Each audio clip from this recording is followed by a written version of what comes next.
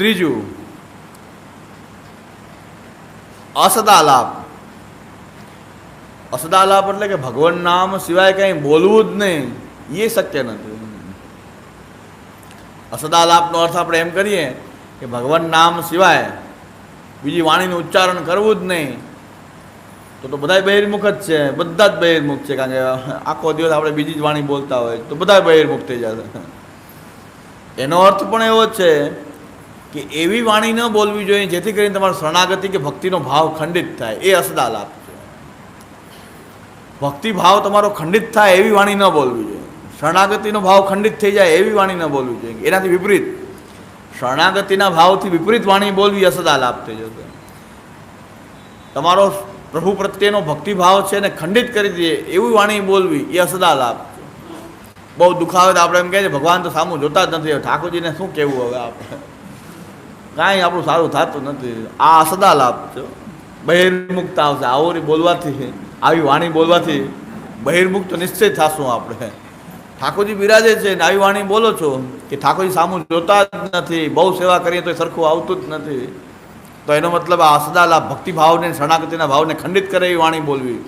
બાકી બધા જ ભગવાન નામ જ લયા કરે એવું શક્ય નથી, પણ કમસે કમ વિપરીત વાણી બોલી રહ્યો છે ત્યાં તો અસદાલાપ કરી રહ્યો છે. તો આવો અસદાલાપ ન કરવો જોઈએ, એનાથી બહિર્મુખતા આવશે. એમ દ્વારકેશજી આજ્ઞા કરે છે કે અસદાલાપ માટે તો કે અષ્ટાક્ષર જ બોલતું રહેવું કે ભગવાન નામ જ લેવું, તો પછી બધા બહિર્મુખ થઈ જશે જો આવું કરશું તો.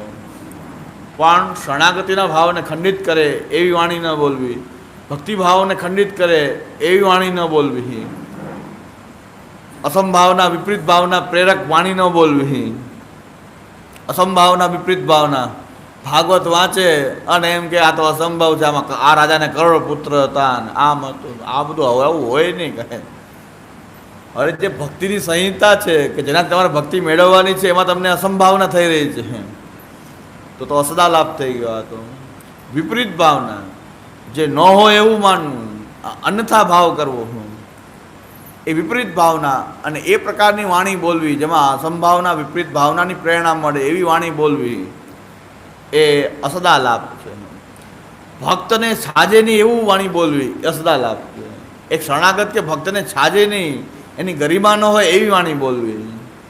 સેવા કરતા હોય ને ગાળા ગાળી કરતા આજુબાજુવાળા કહેતા કે આ કેવા માણસો છે, ગાળા ગાળી કરતા હોય, તેનો મતલબ કે ભક્તિભાવને ભક્ત તરીકે છાજે નહીં.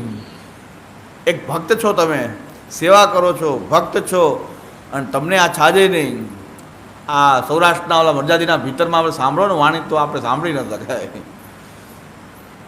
એવો અસદાલાપ.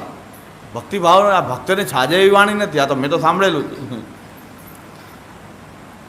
ઠાકોરજીની ભગવન લીલાઓ જે છે એની અંદર વિપરીત ભાવ કરીએ ને એને કામુક કોઈ લીલા હોય એ પ્રકારે વર્ણન કરવું, ભગવાનની લીલાનું કીર્તનના અન્યથા અર્થ કરવા, આ બધા અસદાલાપ છે.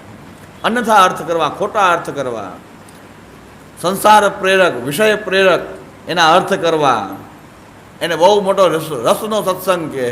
આ તો રસરૂપ સત્સંગ છે. આ રસરૂપ નથી, બહિર્મુખ કરનારો છે. રસરૂપ કાંઈ નથી. હા, ભક્તને ન છાજે એવું વાણી બોલવું અને ભગવાનમાં વિપરીત ભાવના કરવી. મૂળ તો તમારી અંદર કમળો છે એટલે તમને પીળું દેખાઈ રહ્યું છે. હવે એવો જ આરોપ પ્રભુની લીલામાં કરવો તો વિપરીત ભાવ છે. અને વિપરીત ભાવ પ્રેરક વાણી એ છે એ અસદાલાપ છે. બાકી આપણે હાસ્ય મજાક કંઈ કરીએ, સહજ રીતે મનુષ્ય તરીકે કોઈ ખરાબ ન હોય, સામાજિક રીતે ખરાબ ન હોય એવી વાણી કંઈક બોલીએ તો એ અસદાલાપ નથી. પણ ભક્તને ન છાજે એવી વાણી, કે ભક્ત તરીકે કોઈ આપણી ટીકા કરે કે ભક્તની આવી વાણી હોય, આટલા ખરાબ શબ્દ બોલે, તો એવું જે છે એ અસદાલાપ છે. તે અસદાલાપ તો બહિર્મુખ કરનારો હોય છે.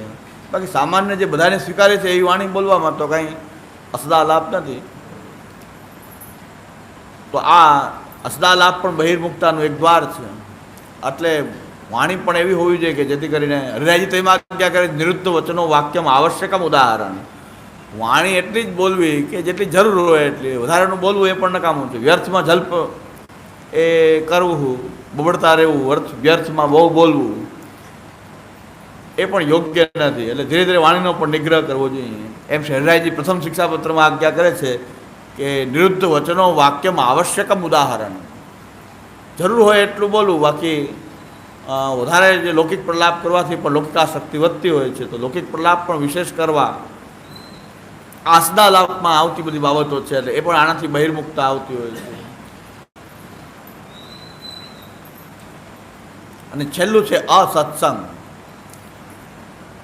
અસત્પુરુષોનો સંગ કરવો એ અસત્સંગ છે. વંચકોનો સંગ અસત્સંગ છે. વંચકોની અંદર અસત્પુરુષો જ છે આ બધા, કે જે ભક્તના સ્વાંગમાં ફરતા હોય છે, એનો સંગ કરવો એ અસત્સંગ છે. ભગવત ભાવ આપણો ઘટાડી દે, ઠાકોરજીમાંથી ભાવ ઘટાડી દે. તમારા ઠાકોરજી તો ઠાકોરજી જ ન કહેવાય, ગુરુ કહેવાય. આનો સંગ કરીએ તો અસત્સંગ છે. તમારા ઠાકોરજી ગુરુ અને અમારા ઠાકોરજી જે છે સાક્ષાત નિધિ સ્વરૂપ. એટલે તમારે નિધિ સ્વરૂપની સેવા કરવા માટે તમારી પાસે જ આવવું પડે. તમે ઘરે ગમે એટલી સેવા કરો, પણ નિધિ સ્વરૂપની સેવા તો અમારે ત્યાં જ તમને મળે. આ અસત્સંગ છે. આ અસત્સંગ થઈ ગયો, દુસંગ થઈ ગયો. અસંગ એટલે દુસંગ. આ દુસંગ થઈ ગયો કારણ કે તમારા ઠાકોરજીના ભાવ જ એને ખંડિત કરી દીધો. તમારા ઠાકોરજીને પુરુષોત્તમ જ નથી એમ કહી દીધું, તો હવે અસત્સંગ છે, આ દુસંગ થઈ ગયો.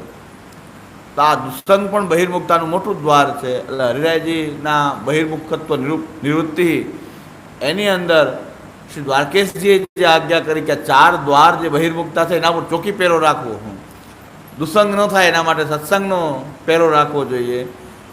અન્યાશ્રય ન થાય એના માટે શરણાગતિ દ્રઢ કરવી જોઈએ.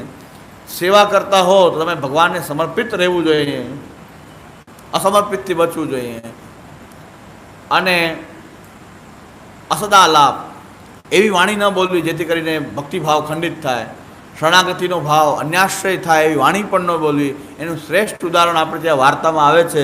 ડોકરીએ કહ્યું તમે મને જીવાડી. ઠાકોરજી કહે કે મેં તો ગોકુલ જાતો, હવે મારું અહીં કંઈ કામ નથી. બીજા જીવાડતા હોય તો અસદાલાપ થયો, બહિર્મુક્ત આવી ગઈ. ડોકરીમાં બહિર્મુક્ત થઈ ગઈ ડોકરી. ઉજ્જૈનની બ્રાહ્મણીએ પેલા હાકેમના માણસોએ થોડોક લાભ કરાવી દીધો માપણીમાં, જમીન માપણીમાં. ત્યારે કીધું તમે મને જીવાડી. ત્યારે પ્રભુ ઘરેથી પધારી ગયા કે હવે મારું અહીં કામ નથી, મેં તો ગોકુલ જાત હું. તો આ જે ઉદાહરણ છે અસદાલાપનું, એવી વાણી ન બોલવી જોઈએ જેથી કરીને અસદાલાપ થાય, બહિર્મુક્તા થઈ જાય. એનાથી બહિર્મુક્તા આવશે. પ્રભુની સામે પણ મિથ્યા પ્રલાપ કરવા, ઠાકોરજીની સામે મર્યાદા વગર પ્રલાપ કરવા એ અસદાલાપ. એના માટે કીર્તનો બોલતા જોઈએ ઠાકોરજી સન્મુખ, અથવા પંચાક્ષરાદિનો બોલતું રહેવું જોઈએ. પણ ઠાકોરજી સામે મિથ્યા પ્રલાપ કરવો એ પણ અસદાલાપ છે. પ્રભુની સામે પ્રભુની મર્યાદા ન જળવાય એ પ્રકારે વર્તન કરવું. ઠાકોરજી સામે સવારથી જેમ ભાવે ઝઘડા ઝઘડી, ગાળા ગાડી બધું ઠાકોરજી સન્મુખ થતું હોય. એ તો બધાએ અમારા ઘરોમાં જ અહીં દર્શન કરી લીધો છે સુરતમાં. તો પરાકાષ્ઠા, ગાળા ગાળી, પટકા પટકી, મારા મારી, પોલીસ આવે છોડાવે ત્યારે માંડ છૂટે. તો એ તો બધાએ દર્શન કર્યું જ છે. સુરતવાળાથી તો જાણ નથી. અસદાલાપ હવે એમાં બીજો આનાથી વધારે અસદાલાપ શું હોય? પ્રભુની પણ કાંઈ મર્યાદા, કોઈ મર્યાદા પ્રભુની નહીં, પ્રભુની કાંઈ મર્યાદા નહીં. તો એ અસદાલાપ. તો આ અસદાલાપના ઉદાહરણો છે. એનાથી આ બહિર્મુક્તા. તો એ માટે આપણે વાણી, ઉત્તમ વાણી, સારી વાણી, શિષ્ટ વાણી અને ભગવત ભક્તને છાજે એવી વાણી, એ પ્રકારે વાણીનો નિગ્રહ કરવો જોઈએ. તો એ આપણો અસદાલાપને રોકવાનો ઉપાય થયો. 4 બહિર્મુક્તાના દ્વાર, એ ચારેય ઉપર કંઈક ચોખ્ખી પહેરો ગોઠવી દઈએ જેથી કરીને આપણે એ બહિર્મુક્તા, એ દ્વારોમાંથી આવતી આપણને બહિર્મુક્તા જે છે એ આપણને ગ્રસિત ન કરે. આ દ્વારકેશજીનો વિષય.